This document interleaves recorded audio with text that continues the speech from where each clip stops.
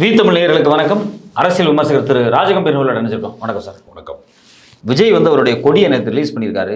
பரபரப்பாக பேசப்பட்டு இருக்கு. அவர் அரசியலுக்கு உறுதியாக 26 தேர்தலில் நிற்க போறாரு அப்படின்னு பேசுறாங்க. நீங்க இதை எப்படி பாக்குறீங்க? இந்த கொடியில பல வண்ணங்கள் இருக்கு. இந்த வண்ணங்களுக்கு அர்த்தம் தேடுகிற வேளையில் ஒட்டுமொத்த ஊடகமும் சுத்திட்டு இருக்காங்க. வேற வழி இல்லை. நேற்று அவர் சொல்லலை. அதை பத்தி நீங்க நினைக்கிறீங்க?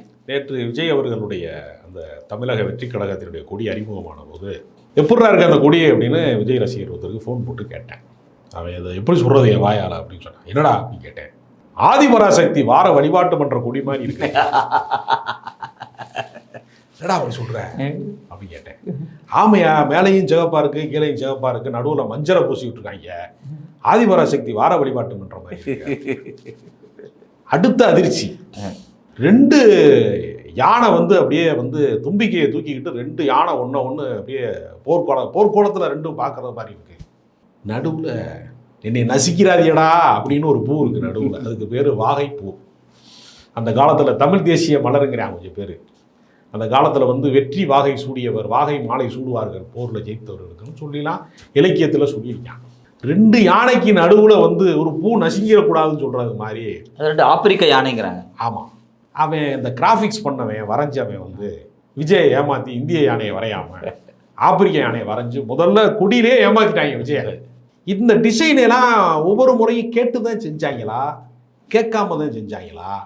ஏன் இவ்வளவு விஷயங்களை கொண்டு வந்து அதுக்குள்ளே சேர்த்தாங்க? ஏன்னா யானையை கொண்டு யானையை வரைஞ்சி வச்சிருக்கிற கட்சி ஏற்கனவே இருக்குது. யானை கட்சி ஒன்று இருக்குது ஏற்கனவே, பிஎஸ்பி இருக்குது, பகுஜன் சமாஜ் கட்சி இருக்குது. அவன் என்ன ஒத்த யானை வச்சிருக்கிறது, நான் 2 யானை வச்சுருக்கேங்கிறாங்க. இங்கே சரி, யானை காட்டு உயிர்களை எல்லாம் காப்பாற்றுவதற்கான ஒன்று அப்படிங்கிறாங்க. ஒருவேளை சுற்றுச்சூழல் இயக்கம் சார்ந்தவர்கள் யாராவது உள்ளே இருக்கிறானா ஒரு சந்தேகம் இருக்கிறது. வாகை மலர் இருக்கிறதுனால ஒருவேளை தமிழ் தேசியம் பேசுகிறவன் யாராவது ஈழத்தமிழர் மாதிரி இருக்கு யாராவது உள்ளே இருக்கானான்னு தெரியல. அப்புறம் பங்காரு அடிகளார் பக்தர்கள் யாராவது உள்ளே இருக்கிறானா, மேலே இதெல்லாம் பூசி விட்டானேன்னு தெரியல. எதுக்கு நடுவில் மஞ்சளை போட்டாங்க அப்படின்னு தெரியல. அதுக்கு இடையில 28 இது இருக்குங்கிறாங்க உள்ள நட்சத்திரங்கள். ஆமாம், ஏதோ ஒரு பெரிய வான வேடிக்கை மாதிரியான ஒரு விஷயத்தை நிகழ்த்தியிருக்கிறாங்க. ஒரு கொடி ஒரு 2 வண்ணம் இருக்கும், ஒரு 3 வண்ணம் இருக்கும், ஒரு வரைகிறதுக்கு எளிதாக இருக்கும் அப்படின்னு தான் நம்ம பார்த்துருக்கோம். முதல் கோணல் முற்றிலும் கோணல்ன்ற மாதிரி கொடி அறிமுகப்படுத்தும் போதே சரி இதுக்கு என்னைய அர்த்தம்னு கேட்குறாங்க. ஒவ்வொரு கட்சி கொடிக்கும் ஒரு அர்த்தம் இருக்குது. இது என்னைய அர்த்தம் அப்படின்னு கேட்டதுக்கு ஏன் உடனே தான் சொல்லணுமா, நாங்கள் மாநாடு போடுறோம்ல 1 மாதம் கழிச்சு, அப்போ சொல்லக்கூடாதா? அப்போ சொல்கிறோம்ங்கிறாங்க. கட்சிக்கு என்னடா கொள்கை, என்ன அவசரம், 6 மாதத்துக்கு முன்னாடியே கேட்குறியா அவசரப்பட்டு, அப்போ தானே யோசிச்சுட்டு இருக்கோம் அப்படிங்கிறாங்க. எக்ஸாமு காலில் உட்காந்து சில பேர் யோசிப்பாங்க தெரியுமா, என்ன எழுதுறதுன்னு. அதெல்லாம் யோசிக்கிற முன்னாடியே யோசிச்சுட்டு வந்திருக்கேனா, அங்கே உட்காந்து சில பேர் யோசிப்பான், நான் என்னவோ ஒன்று படிச்சுட்டு வந்தேன் ஞாபகம் இல்லையே அப்படின்னு. அந்த மாதிரி ஒரு கட்சியை தொடங்குறாங்க. எந்த முன் திட்டமிடலோ அரசியல் பயிற்சியோ, அரசியல் பயிற்சிங்கிறது விஜய்க்கே கிடையாது. விஜய்க்கு ஏதாவது அரசியல் பயிற்சி இருக்கிறது. அதாவது நற்பணி மன்றத்துக்கும் அரசியல் கட்சிக்கும் பெரிய வேறுபாடுகள் இருக்கிறது. இப்போ ஒரு உதாரணத்துக்கு சொல்கிறேன். ஒரு படிக்கிற பள்ளி மாணவனுக்கு ஒரு சைக்கிள் வாங்கி கொடுக்குறாங்க. ஒரு 10 பேர் பள்ளி மாணவருக்கு லேப்டாப் வாங்கி கொடுக்குறான், ஒரு சைக்கிள் கொடுக்குறான். இது நற்பணி மன்றத்தில் செய்யறது. நோட்டு புத்தகம் கொடுக்குறான், இது பல விஷயங்கள் பண்ணுவாங்க. இது நற்பணி மன்ற வேலை. ஒரே ஒரு உத்தரவு அரசாங்கம் மூடும், அனைத்து பள்ளி மாணவர்களுக்கும் சைக்கிள் வந்துடும். அப்போ தனிநபர்களாக நீங்கள் செய்கிறதற்கும் அரசியல் ரீதியாக ஒரு உத்தரவின் வழியாக செய்வதற்கும் வேறுபாடு இருக்குது. அரசியலுங்கிறது ஒரு பெரிய அதிகார அமைப்பு. இப்போ இவங்க என்ன செய்கிறாங்கன்னா, நீட்டில் பாதிக்கப்பட்ட அனிதா வீட்டுக்கு அவர் போகிறாரு. ஓகே, துப்பாக்கி சூடு நடந்த தூத்துக்குடி துப்பாக்கி சூடு நடந்த ஸ்டெர்லைட் போராட்டத்தில் பாதிக்கப்பட்டவங்களுக்கு எதுக்கு போகிறாரு, அவங்களுக்கு ஆதரவாக நிற்பதை நம்ம வரவேற்கிறோம். விஜய் போகிறாரு. இந்த தனி மனித ரீதியான இழப்பீடுக்கு அவர் போய் ஒரு உதவி செய்கிறார் இருக்கிறது வரவேற்கிறது. ஆனால் வேதாந்தா நிறுவனத்தை விஜய் எதிர்ப்பாரா? துப்பாக்கி சூட்டுக்கு காரணமாக இருக்கிற வேதாந்தா நிறுவனம் என்கிற கார்ப்பரேட் நிறுவனத்தை காப்பாற்றுவதற்காகத்தான், அவங்க காப்பர் எடுக்கணுங்கிறதுக்காகத்தான், அவங்களுடைய ஆதாய லாப வெறிக்காகத்தான் இந்த கொலை நிகழ்த்தப்பட்டிருக்கிறது. அதற்கு காவல்துறை பயன்படுத்தப்பட்டிருக்கிறது. எனவே இந்த அதிகார மையத்தை நோக்கி கேள்வி கேட்பது என்பது ரொம்ப கடினமானது. இப்போ நீட்டை நடத்தக்கூடிய நேஷனல் டெஸ்டிங் ஏஜென்சி சொல்லக்கூடிய NTA அமைப்புக்கு எதிராக போராட்டம் பண்ணுவாரான்னு கேட்க, அதற்கு எதிரான போராட்ட களத்தை அமைப்பதுங்கிறது வேற. நீங்கள் சௌகரியமாக உட்காந்துக்கிட்டு நீட்டில் பாதிக்கப்பட்டவங்களுக்கு கொண்டே ஒரு பணத்தை கொடுத்துட்டு மீடியாவில் நான் நீட்டை எதிர்க்கிறேன்னு சொல்கிறது ஒன்று இருக்குது. இப்போ களத்துக்கு வருவதுன்னு ஒன்று இருக்குது அரசியலில். இப்போ ஒரு ஜல்லிக்கட்டு போராட்டம் நடந்துச்சு மெரினாவில் அப்படின்னு சொல்லும்போது மாணவர்கள் இளைஞர்கள் எல்லாருமே என்ன பண்ணான்னா களத்துக்கு வந்துட்டான் நேரடியாக. இப்போ நம்ம கூடவே உட்காந்து காஃபி சாப்பிட்டு டீ சாப்பிட்டு நம்ம கூடவே உட்காந்து வர்ற பொட்டலத்தையெல்லாம் வந்து ஷேர் பண்ணி சாப்பிட்டுக்கிட்டு இருந்த போலீஸ்காரனுக்கு ஒரே ஒரு உத்தரவு போடுறாங்க மேலிடத்துல ஒரு அதிகாரி ஒரு வாக்கி டாக்கிலே போன்லேயே சொல்கிறாங்க. நம்ம கூடவே சாப்பிட்டு நம்ம கூடவே தண்ணி குடிச்சிக்கிட்டு நம்மகிட்ட ஜெயிச்சு பேசிக்கிட்டு இருந்தவன் அடுத்த 10வது செகண்டில் லத்தி சார்ஜ் பண்ணானா இல்லையா? நம்ம அடித்தான் எல்லா மாணவர்களையும் இளைஞர்கள் அடித்தானா அடிக்கலையா? இப்போ இந்த காவல்துறையினுடைய அத்துமீறலை அதிகாரத்துக்கு எதிரான போரில் வந்து பங்கேற்பதற்கு விஜய்க்கு பயிற்சி இருக்கா, இல்லை விஜய் மக்கள் இயக்கத்துக்கு பயிற்சி இருக்கா? அந்த விஜய் மக்கள் இயக்கம் இன்றைக்கு வந்து தமிழக வெற்றி கழகமாக மாறி இருக்கிறத உங்களுக்கு யாருக்காவது அரசியல் பயிற்சி இருக்கிறதா? உங்களுக்கு ஏதாவது சித்தாந்தம் இருக்கிறதா? கொள்கை இருக்கிறதா? எதை நோக்கி பயணம்? இப்போ ஒரு டவுன் பஸ்ஸில் ஏறுறீங்க, கண்டக்டர் முதல் கேள்வி அங்கே என்ன கேட்குறான், நீ எங்கேயோ போகிறேன்னு கேட்குறான். ஆமாம், நீ சிறிய பயணத்துக்கு போனால் கூட நீ எங்கேயோ போகிறேன்னு கேட்குறான். நான் விஜயை பார்த்து கேட்கக்கூடாதா? எதுக்கு இந்த கட்சி? இப்போ ஒவ்வொரு கட்சியை உருவாக்குறதுக்கு பின்னாடி ஒரு சித்தாந்த பலம் கொண்ட ஒரு குழு இருக்கு அப்படின்னு சொல்லுவாங்க இல்லையா? அது மாதிரி ஒரு குழு இவங்க வச்சிருக்காம இருப்பாங்க? கண்டிப்பாக இருக்க வாய்ப்பு இருக்கு இல்லையா? அது சினிமாவுக்கு வந்து ஷூட்டிங் போகிறதுக்கு முன்னாடி ஸ்கிரிப்ட் எழுதி அதை பிளான் பண்ணி அந்த ஷூட்டிங் ஸ்பாட்டில் எப்படி வந்து அதை வந்து நடைமுறைப்படுத்துறது, காட்சிப்படுத்துறது அப்படிங்கிறதுக்கு முன் திட்டமிடல் செய்வாங்க. ஒரு கற்பனையான ஒரு கதைக்கு படப்பிடிப்புக்கே வந்து இவ்வளவு முன் தயாரிப்பு இருக்க வேண்டும் என்கிற போது ஒரு ஒட்டுமொத்த சமூக மாற்றத்திற்கான ஒரு அரசியல் மாற்றத்திற்கான இயக்கம் நடத்துகிறவங்க, அரசியல் கட்சி நடத்துகிறவங்களுக்கு மிகப்பெரிய திட்டமிடல் தேவை. இதில் குறிப்பாக கள அனுபவம் மிக்கவர்கள் வந்து தேவை. இவர் என்ன செஞ்சிருக்கிறார்னா, தன்னிடம் இருக்கக்கூடிய கட்சி நிர்வாகிகளாக இப்பொழுது மாற்றப்பட்டிருக்கிறவர்கள் அனைவரையுமே ஏற்கனவே ரசிகர் மன்றத்தில் இருந்தவங்கள மாற்றிருக்கிறார். அப்போ ரசிகர் மன்றத்தில் இருக்கிறவங்களுக்கு அதிகபட்சமாக இது வரைக்கும் என்ன பணியாற்றியிருப்பாங்க அப்படின்னு பார்த்தோம்னா, அதிகபட்சமாக இவருடைய திரைப்படம் வெளியாகிற காலகட்டங்களில் வாழ்த்து சுவரொட்டிகள் அடிச்சிருப்பாங்க, ஃப்ளெக்ஸ் போர்டு இது மாதிரியான விளம்பர பதாகைகளை வந்து வச்சு வாழ்க என்று இவங்க சொல்லியிருப்பாங்க. அவ்வளோதான் அவங்களுக்கு இருக்கும். அல்லது அவருடைய பிறந்த நாள் அன்னைக்கு ஏதாவது நீர்ப்பந்தல் முற்பந்தல் வைக்கிற மாதிரி ஏதாவது வந்து சில விஷயங்களை ஸ்வீட்டு கொடுத்துருப்பாங்க. இந்த அளவுக்கு தான் ஒரு பிறந்த நாள் கொண்டாடி இருப்பாங்க. அவ்வளோதான். இதை தாண்டி மக்கள் பிரச்சனையிலே ஈடுபடுவதுன்னு ஒன்று இருக்குது. ஒவ்வொரு ஏரியாவுக்கும் ஒரு பகுதி சார்ந்த பிரச்சனைகள் இருக்கும். அந்த பகுதி சார்ந்த பிரச்சனைக்காக அந்த மக்கள் ஒன்று கூடுகிற போதுனா, இப்போ எங்களுடைய நிலத்தில் வந்து மீத்தேன் எடுக்கக்கூடாது, இது வேளாண் மண்டலம், எங்கள் விவசாய நிலத்தில் வந்து நீ மீத்தேன் எடுப்பதற்கு வரக்கூடாது என்று அந்த தனியார் நிறுவனங்கள் வந்து அங்கே வந்து குழாய் பிரிக்கிற போது அந்த மக்கள் போராடலாம். அது மாதிரி கள போராட்டங்களிலே பங்கு பெறுகிறவர்களை விஜய் சந்திக்கணும் கூப்பிட்டு. அந்த மாதிரியான ஆட்களை சந்தித்து வழக்கமாக இது மாதிரி போராட்டத்தில் வரவங்க தான் கட்சிக்குள்ள வர முடியும். ஒரு கட்சியாக இணைவாங்க அப்படிங்கிறதே அவருக்கு தெரியுமான்னு நமக்கு தெரியல. குழு அரசியல்னு, அதாவது ஒவ்வொரு பகுதி சார்ந்த அரசியலும் இருக்கிறாங்க. அந்தந்த பகுதிகளில் வேலை செய்வாங்க. நமக்கு வந்து எல்லாராலையும் அறியப்பட்ட பெரிய வந்து நிறுவனமயமாக்கப்பட்ட அரசியல் கட்சி அல்லாமல் உதிரிகளாக நிறையா பேர் அங்கங்கே வேலை செய்வாங்க. அப்படி வேலை செய்யக்கூடிய குழுக்களுக்கு பெரிய அங்கீகாரம் இருக்காது.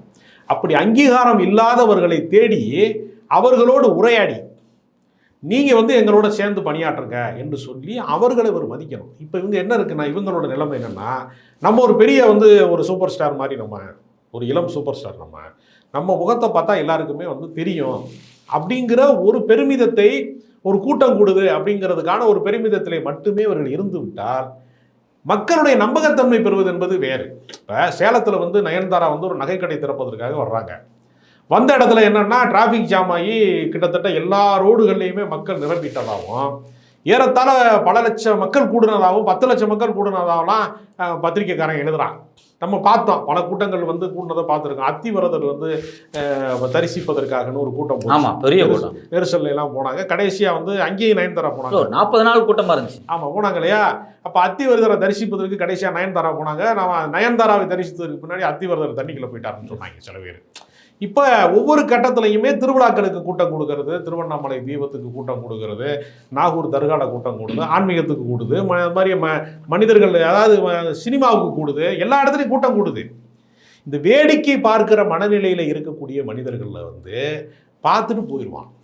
ஷூட்டிங் ஸ்பாட்டே பார்த்தீங்கன்னா என்ன பண்ணுவான்னா, பிரபல நட்சத்திரங்கள் நடிக்கிற போது கூட்டமாக வந்து பார்ப்பான். அப்புறம் ஒரே ஷாட்டை வந்து திரும்ப திரும்ப எடுத்துகிட்டு இருக்காங்க, ஒரே டைலாக் தான் காலையிலேருந்து சாயங்காலம் வரைக்கும் பேசுகிறாங்க. அப்படி தெரிஞ்ச உடனே கடுப்பாகி, போங்கடா ஷூட்டிங் அது அப்படின்னு போயிடுவான். அவனை பொழப்பை பார்க்க போங்கடா அப்படின்ட்டு போயிடுவாங்க அவங்களே. அப்போ கடுப்பாகி போயிடுவாங்க. அப்போ வேடிக்கை பார்க்குற மனிதர்கள் என்பது வேறு, உங்களை நம்பி வேலை செய்கிறவர்கள் என்பது வேறு. அப்போ ரசிகர்களை மட்டுமே வைத்துக்கொண்டு ஒரு அரசியல் கட்சியை நடத்திட முடியுமா? ஏன்னா எம்ஜிஆர் அவர்கள் வந்து 20 ஆண்டு காலம் அரசியலில் தீவிரமாக அவர் வேலை செஞ்சார். அவர் சட்டமன்ற உறுப்பினராக இருந்தார், கட்சி பொருளாளராக இருந்தார், எல்லாமே அவர் தொடர்ச்சியாக பணியாற்றிக்கிட்டே இருக்கிறாரு. அவருக்கு வந்து ஒரு அரசியல் பயிற்சி இருந்தது. சினிமாவில் இருந்து அரசியலுக்கு வருகிறவர்களில் எம்ஜிஆருக்கு மட்டும் பயிற்சி இருந்தது, சிவாஜிக்கே அது இல்லை. ஆமா, பயிற்சி இல்லை அவருக்கு. அதனால அவர் வந்து வெல்ல முடியல. அவர் அப்போ என்ன ஆயிடுச்சுன்னா, இப்போ ஏற்கனவே வந்து ஒரு நிறுவனமயம் ஆனதற்கு பின்பு தான் ஜெயலலிதா வந்து அதிமுகவுக்கு வந்து பொதுச்செயலாளர் ஆனாங்க. அதனால அவங்களை வந்து இது முன்னுதாரணமாக எடுத்துக்கொள்ள முடியாது. நீங்களே ஒன்றை உருவாக்குகிறீர்கள். அப்போ நீங்களே ஒன்றை உருவாக்கி அது மக்கள் மன்றத்தில் கொண்டு போய் சேர்த்து மக்கள்கிட்ட வந்து நான் என்னென்ன கொள்கைக்காக நான் வந்திருக்கேன் என்பதை மக்கள் வந்து நம்புகிற ஒரு இடம் வந்தால் தான் அது வாக்கு வங்கியாக மாறும். இல்லைன்னா நீங்கள் வந்து பிரதமர் ரோடு ஷோ போனார், தமிழ்நாட்டில் பிஜேபியில் ஒரு சீட்டு கூட ஜெயிக்கிறேன்னு சொல்கிறார் இல்லையா. ரோட் ஷோ போகும்போது எல்லா சேனலும் அவரை தான் ஒளிபரப்புனா, எல்லா செய்தி பேப்பர்லையும் எல்லா நிறுவனங்களும் அதை தான் லைவ் ஷோ போட்டான். அதனால வந்து மோடிக்கும் பயன் இல்லை, பிஜேபிக்கும் பயன் இல்லைன்னு ஒரு இடம் வருது இல்லையா. அப்போ அந்த மாதிரி வந்து மிகப்பெரிய அரசியல் கட்சியினுடைய தலைவர்களுக்கே அந்த நிலை இருக்குன்னு சொன்னால் விஜய்க்கு என்ன நிலைமை இருக்கும் என்பதை சிந்தித்து பார்க்கலாம். இல்லை, தெலுங்குல சிவரஜீவியெல்லாம் ரொம்ப பெரிய நடிகராக இருந்த ஒரு பெரிய ஒரு எழுச்சியோட கட்சியெல்லாம் ஆரம்பித்து இன்றைக்கி கட்சி இல்லாமல் முடிஞ்சிட்டாரு. இப்போ இதுக்கெல்லாம் அடிப்படையில் காரணம் அவருக்கு பின்னாடி சித்தாந்தமோ இல்லை ஏதோ ஒரு போராட்டமோ அரசியல் பின்பலத்தோடு அணி சேராதான் காரணங்கிறீங்களா? அது தன்னை பெரிய ஆளாக வந்து ஒரு நடிகர் நினைத்துக் கொள்வது தனி மனிதன் ஒரு உளவியல் இருக்கு. தனி மனிதனே பெரிய, அதாவது சினிமாவில் எல்லா பிரச்சனையுமே ஒரு மனுஷன் தீர்த்து வச்சிருவான்னு கதை எழுதுவாங்க. ஆமாம், அதுக்கு பேர் தான் ஹீரோயிசம். நிஜ வாழ்க்கையில் எல்லா பிரச்சனையுமே ஒரு மனிதன் தீர்க்க முடியுமானா, ஆயிரக்கணக்கான மனிதர்கள் ஒன்று கூடுனா கூட தீர்க்க முடியாத பிரச்சனைகள் எப்போவுமே இருக்குது. இப்போ நீங்கள் காலங்காலமாக சில பிரச்சனைகள் வந்து முடிவே இல்லாமல் தொடரக்கூடிய நிறையா பிரச்சனைகள் இருக்கிறது. அந்த பிரச்சனைகளுக்கு தீர்வே இல்லையா அப்படின்னு கேட்கக்கூடிய அளவிற்கு போராட்டங்கள், தொடர் போராட்டங்கள் நடந்துக்கிட்டே இருக்கும். அப்போ ஒரு தனி மனிதனால் எல்லா பிரச்சனையும் தீர்க்க முடியுங்கிறது சினிமா கற்பனை, முடியாது என்பதுதான் யதார்த்தம். மக்கள் அணிதிரள்வது. அப்போ மக்களை அணி திரட்டுகிற போது ஒவ்வொரு வாக்காளனும் முக்கியமானவன். அண்ணல் அம்பேத்கர் சொல்கிறாரு, இந்த நாட்டினுடைய மிகப்பெரிய இதாக பிரதமராக இருக்கிறவருக்கும் ஒரு ஓட்டு, சாமானியனுக்கும் ஒரு ஓட்டு, இந்த உலகத்தில் எல்லாரையும் சமமான மனிதனாக மாற்றிவிட முடிகிற போராட்டத்தில் நான் வாக்குரிமை சீட்டில் எல்லாரையும் சமமாக்கிட்டேன், அந்த ஒரு சாத்தியத்தை நான் பார்த்தேன் அப்படின்னு அவர் சொல்கிறாரு. அப்போ ஒவ்வொரு ஓட்டும் முக்கியமான ஓட்டு, ஒவ்வொருத்தருடைய அபிப்பிராயமும் முக்கியமானது. அதனால் யாரோ ஒருவர் வந்து நான் வந்து திரையுலகத்தினுடைய பிரபலம் என்பதனால எனக்கு வந்து பெரிய பட்டாளங்கள் வந்து கூடுங்கிறதுனால ஒரு பெரிய கூட்டம் வருங்கிறதுனாலேயே இவர் சொல்வது எல்லாவற்றையும் மக்கள் ஏற்றுக்கொள்வார்களான்னு ஒரு கேள்வி இருக்கிறது. ஏற்றுக்கொள்ளும்படியான கருத்து அவரிடத்துல இருக்கிறதா? தலைவன் மாறுவான், தர்பார் மாறும், தத்துவம் மட்டுமே அச்சய பாத்திரம்னு கண்ணதாசன் எழுதியிருக்கிறார். அந்த தத்துவம் எதை சொல்ல போறீங்க? இப்போ திமுக வந்து ஒரு மிகப்பெரிய காங்கிரஸ் பேரியக்கத்தை வந்து 67 வீழ்த்தி இருக்கு அப்படின்னா அவங்க மிக நீண்ட போராட்டம், அது 49 அந்த இயக்கம் வந்து தொடர்ந்து வேலை செய்கிறாங்க. 67 வரைக்குமான போராட்டத்தில் அவங்க வந்து சாமானிய மக்கள், பிற்படுத்தப்பட்ட மக்கள், அதிகாரமற்ற மக்களை வந்து அவங்க ஒன்று அணிதிரட்டுறாங்க அவங்க. அப்போ அந்த கட்சி என்னவாக இருக்கிறதுனா நிலக்கிழார்களின் கட்சியாக இருக்கிறது, பண்ணையார்களின் கட்சியாக இருக்கிறது, ஜமீன்தார்களின் கட்சியாக இருக்கிறது. காங்கிரஸ் பாரம்பரியம் என்று சொல்லிக் கொண்டாலும் அது மிகப்பெரிய தனவந்தர்கள் கட்சியாக இருக்கிற போது சாமானியர்களின் குரலாக இவர்கள் ஒலிக்கிறாங்க. அப்போ சாமானிய மக்களை ஒன்று திரட்டுவதற்கான ஒரு மிகப்பெரிய படை இருந்தது. அப்போ வெறுமனே என்ன செஞ்சாங்கன்னா, பெரியார் ஒரு பெரிய சிந்தனையை உருவாக்கினார், அண்ணா அதை வெகுஜனப்படுத்தினார். அதற்கு பின்னால் பல தலைவர்கள் வேலை செஞ்சாங்க, ஒவ்வொருத்தரும் ரொம்ப முக்கியமானவர்களாக வேலை செய்கிறாங்க. அது மாதிரி நீங்கள் இரண்டாம் கட்ட தலைவர்களை வலிமையானவர்களாக உருவாக்குகிற அரசியல் கட்சிகளும் சித்தாந்த ரீதியாக மற்ற கட்சிகள் தவற விட்ட பிரச்சனைகளை பேசுகிறவர்களும் அடுத்த கட்டத்துக்கு போயிடுவாங்க. அரவிந்த் கெஜ்ரிவால் வந்து அவர் ஒரு வியூகம் வகுத்து அரசியலில் ஒரு இடத்தை அடைந்திருக்கிறாரு. அது மாதிரி ஒரு இடத்தை அடைவதற்கு மற்ற கட்சிகளை விடவும் நாங்கள் வந்து நம்பிக்கைக்குரியவர்கள், சிறப்பானவர்கள் என்று சொல்வது மக்கள் நம்புகிற ஒரு இடத்தை நோக்கி நகரணும். அதற்கு சினிமா என்கிற ஒரு விளம்பரம் மட்டுமே போதுமானது அல்ல. அது என்னுடைய கருத்து. இப்போ அவர் ஒரு பாடல் வெளியிட்டிருக்கார், அந்த பாடல்கிட்ட சொல்லாரு, தூரத்திலிருந்து பார்க்க தலைவர்கள் மத்தியில் தோளில் கை போகிற தலைவர் நமக்கு ஒருத்தர் வந்துட்டார் அப்படிங்கிறாரு. இந்த வரியை நீங்கள் எப்படி பார்க்குறீங்க? இந்த வரியை நான் எப்படி பார்க்குறேன்னா, நேற்று நிர்வாகிகளை சந்திக்கிற போது 300க்கும் மேற்பட்ட முக்கிய நிர்வாகிகளுக்கு மட்டும்தான் அந்த கொடியேற்றத்திற்கான அழைப்பு. அவர்கள் யாரும் விஜயின் பக்கத்தில் போய்விடக்கூடாது என்று பொதுச் செயலாளர் புஷியானு சொன்னார்.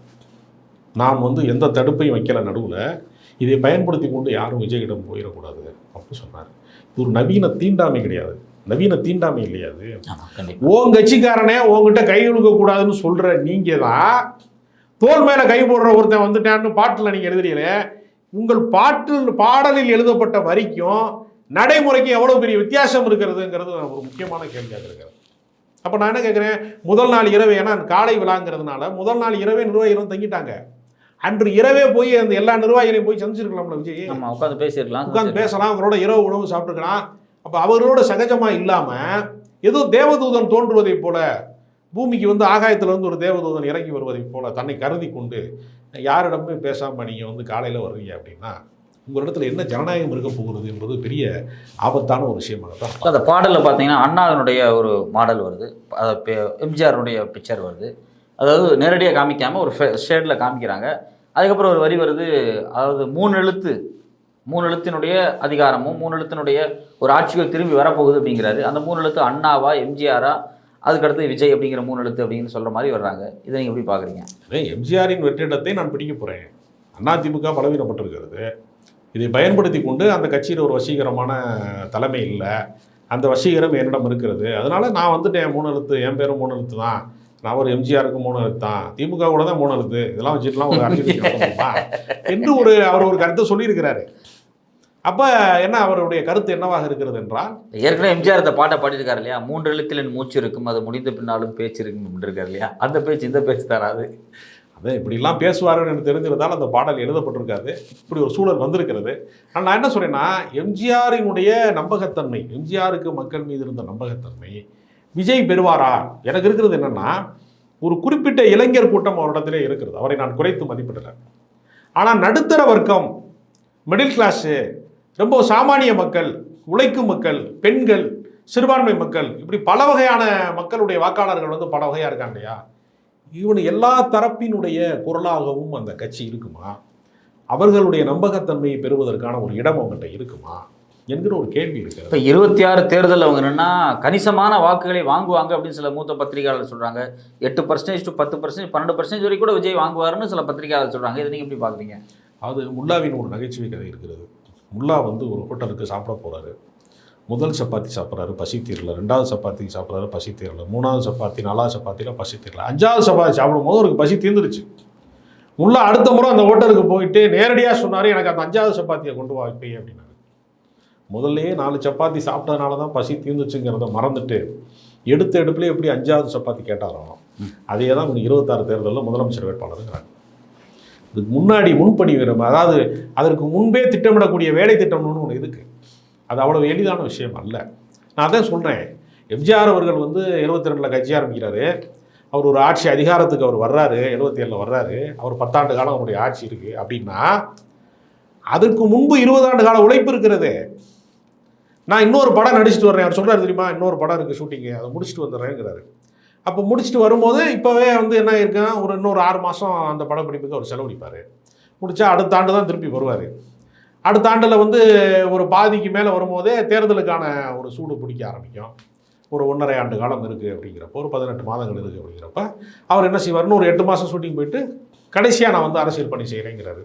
அவர் மாநாடு நடத்தி மக்களை சந்தித்து நிர்வாகிகள் போட்டு ஊர் ஊராக போய் மக்கள் பிரச்சனைகளை பொதுக்கூட்டங்கள் பேசி எல்லாமே நம்பகத்தன்மையை பெறுவதற்கு எடுத்த எடுப்புலேயே 2026 முதலமைச்சர் ஆகும்னா, ஏற்கனவே தமிழ்நாட்டில் கற்பனை முதலமைச்சர்கள் எண்ணிக்கை அதிகமாக இருக்கே. அன்புமணி சொல்கிறாரு மாற்றம் முன்னேற்றம் அன்புமணிங்கிறாரு, சீமான் நான் தான் அதிபருங்கிறாரு, தமிழ் தேசிய அதிபருங்கிறாரு, அண்ணாமலையின் தலைமையில் தான் ஆட்சி அமைக்க போகிறோம்னு அவன் பாஜக சொல்கிறான். ஏற்கனவே விட்டடத்தை பிடிக்கிறதுக்கு எடப்பாடியார் வந்து முயற்சி பண்ணிட்டு இருக்கிறாரு. அப்போ ஸ்டாலினை தவிர அனைவருமே முதலமைச்சர் கனவுல இருக்கிறாங்க. அவர் மட்டும் தான் உண்மையிலேயே முதலமைச்சராக இருக்கிறாரு. சொன்னால் கனவு நிலை முதலமைச்சர்களாக இருக்காங்க. சீமால ட்ரீம் சாங்னு ஒன்று இருக்குது. அப்புறம் அந்த சாங் முடிஞ்ச உடனே கண்ணு முடிச்சு பார்த்தோன்னா தண்ணி அடிச்சிருவாங்க. கண்ணு முடிச்சு பார்த்தோன்னு கனவா அப்படிமா தெரியுமா? ஏறத்தாழ விஜய் ஒரு கனவு காட்சியில் தான் இப்போ நடிச்சிட்டு இருக்காரோ அப்படிங்கிற சந்தேகம் எனக்கு வருகிறது. எனக்கு இறுதியாக ஒரு கேள்வி வருது. சில அரசியலை வந்து சோஷியல் மீடியாவில் விமர்சிக்கிறவங்க விஜய்க்கு பிறகு நயன்தாரா இல்லை வந்து கீர்த்தி சுரேஷ் அப்படின்லாம் போட்டுட்டு இருக்காங்க. ஏன் தமிழ்நாட்டுக்கு இது மாதிரியான ஒரு நிலைமை தொடர்ச்சியாக இருக்கு? இப்படி வந்து விஜய்க்கு பின்னாடி நயன்தாரா என்று சொன்னவர்களோ கீர்த்தி சுரேஷ் சொன்னவர்களோ உண்மையிலேயே விஜய்க்கு துரோகம் செய்தவர்கள். அது திரிசா தான் என்கிற விஷயத்தை அவங்க மறந்துட்டாங்கிறது இந்த இடத்துல நான் ஞாபகப்படுத்த விரும்புகிறேன். திரிசா தான் அந்த கட்சியினுடைய அடுத்த பொதுச் செயலாளர் என்று ஒரு பொருளையை அவங்களே கிளப்பி விட்டுருக்காங்க. அது படத்துக்கு ப்ரொமோஷனுக்காக பண்ணுறாங்களா, உண்மையிலேயே வந்து அப்படித்தானா அப்படிங்கிறதுலாம் அது வரும்போது எம்ஜிஆராக வருவீங்கன்னு பார்த்தா ஜெயலலிதாவும் சேர்ந்து தான் வருமா என்றெல்லாம் பல விமர்சனங்கள் வருகிறது. அதெல்லாம் பொறுத்திருந்தால் நம்ம பார்க்க முடியும். உங்களுடைய நேரத்துக்கு விரிவான கருத்துக்கு நன்றி சார்.